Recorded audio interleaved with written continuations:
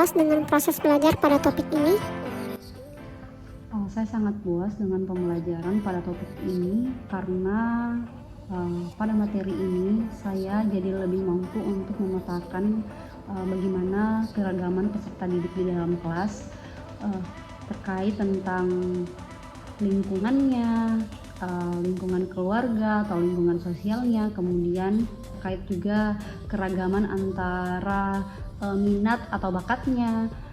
Jadi setiap peserta didik itu beragam antara peserta didik yang satu dan yang lainnya. Ide apa yang Anda dapatkan setelah belajar pada topik ini?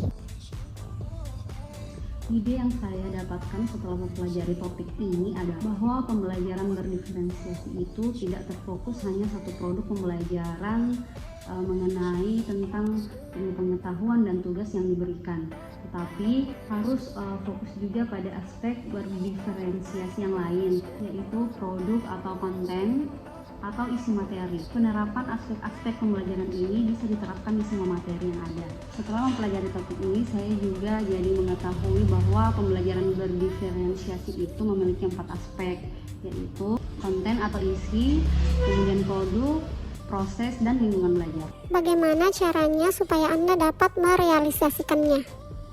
Untuk melakukan kegiatan pembelajaran berdiferensiasi di dalam kelas, tentunya guru itu harus melakukan modifikasi pembelajaran. Pada komponen ini tentunya seorang guru harus bisa melihat kesiapan tentang apa yang peserta didiknya akan pelajari. Misalnya pada aspek konten dalam pembelajaran berdiferensiasi, seorang pengajar harus melakukan keterkaitan antara apa yang diberikan dan apa yang akan dipelajari oleh peserta didiknya. Kemudian diferensiasi pada proses. Peserta didik akan mendapatkan informasi tentang pembelajaran yang baru dan peserta didik akan mendapatkan cara belajar yang sesuai dengan minat atau kemampuan peserta didik. Setelah itu untuk diferensiasi pada produk, biasanya itu berupa variasi dari hasil pembelajarannya atau variasi untuk penilaian hasil belajar peserta didik. Tugas dan penilaian masing-masing siswa itu dibuat beragam namun tetap mengacu pada tujuan pembelajaran. Dan yang terakhir adalah lingkungan belajar. Berkaitan dengan hal ini, lingkungan belajar itu bisa berpengaruh dari lingkungan sosial para peserta didik, lingkungan di luar sekolah, atau lingkungan keluarga, seperti itu.